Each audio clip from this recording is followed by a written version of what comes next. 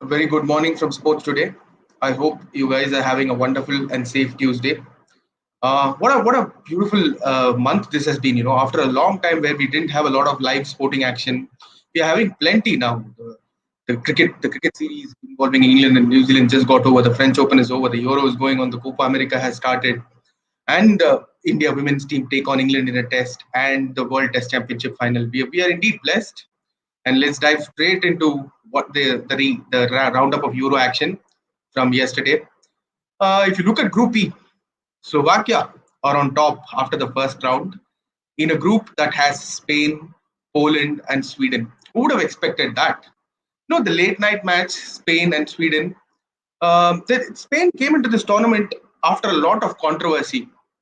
uh, you know, Louis Enrique's men have been facing a lot of pressure from different sides, not just the team selection, but they were hit by COVID.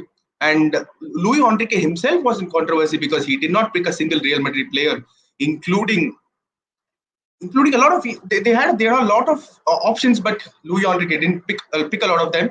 But he relied on a young team.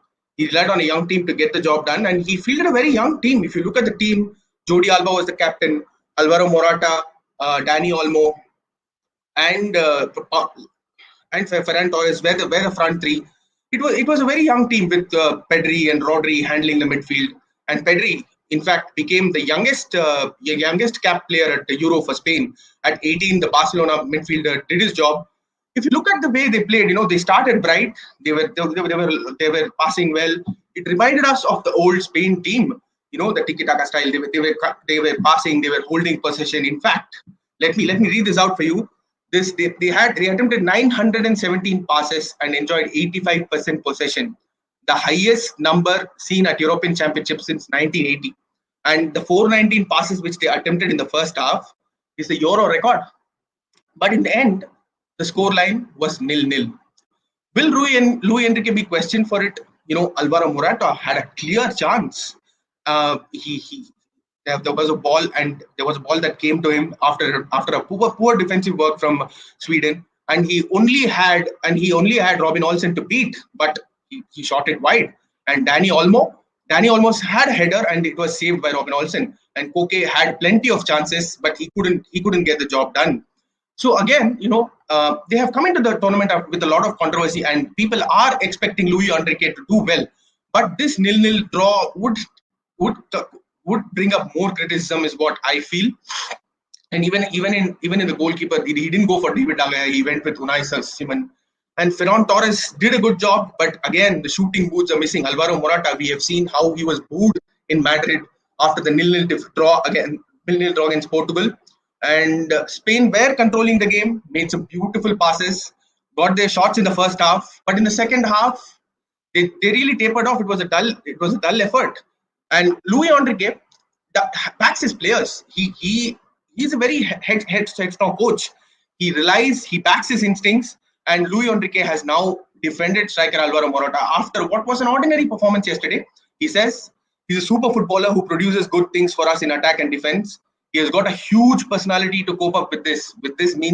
He means criticism. Even when he was taken off after the hour mark yesterday, there were some boos from the Spanish crowd in Sevilla, and he says, "I'd be happier if the fans applauded him for what he does."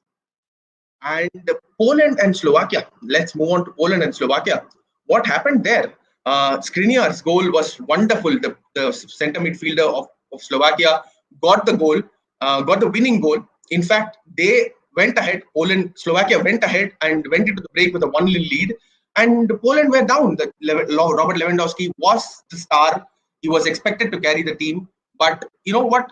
They were not getting the chance. They were not finishing well. Robert Lewandowski was marked well by the Slovakian defense.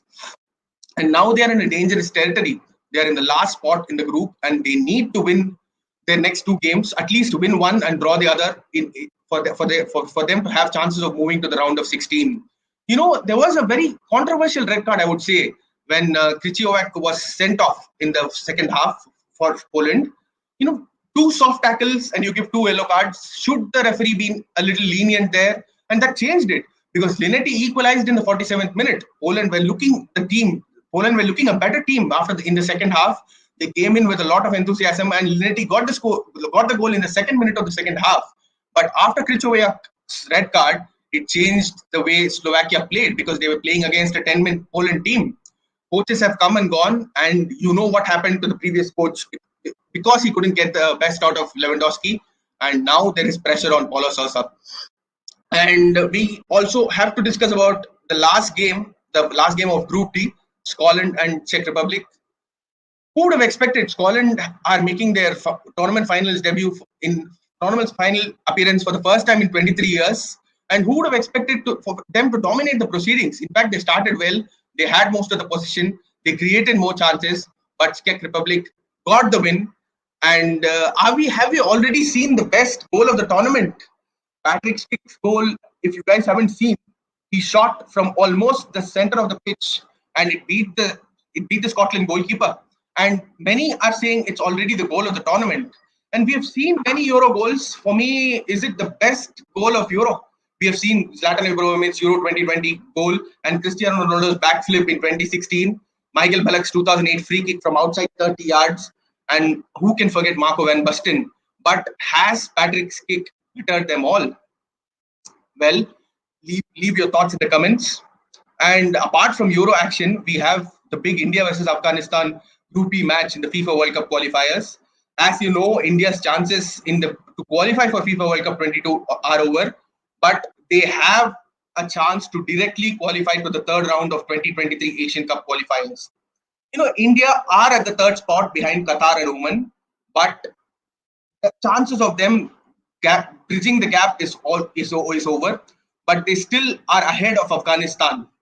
If you look at the standings, Qatar are on top with 22 points, Oman at the second spot with 15 points, India at the third spot with 6 points, and Afghanistan with 5, and Bangladesh with 2, and they are ruled out of the chances of making it to the third round of 2023 Asian Cup qualifiers. India and Afghanistan are in the battle, and it will be a direct shootout between the two today. And it was a good thing, India got a win. India ended their unbeaten streak, 11-match unbeaten run in the last match when they beat Bangladesh 2-0. Sunil Chhetri was the goal scorer. He scored a brace, and he in fact conceded that goals have to come from others, and Afghanistan will be wary of that. Afghanistan are going to be marking Sunil Chhetri well, and if the goals don't come from others, India are going to be in a spot of bother. And there might be a couple of changes. Sunil Chhetri was very happy when Ashiki Kurunian came into the A, and he was delivering him from the left flank, and he was delivering a lot of balls from the left flank. And Udanta's place might also be in doubt. So with Mohammad Yasir might come in for Udanta today. India need a win. Even a draw will help them seal the third spot and secure the qualification for 2023 Asian Cup third round qualifiers. And coming back to Europe, don't forget, today is the biggest day of the group stages.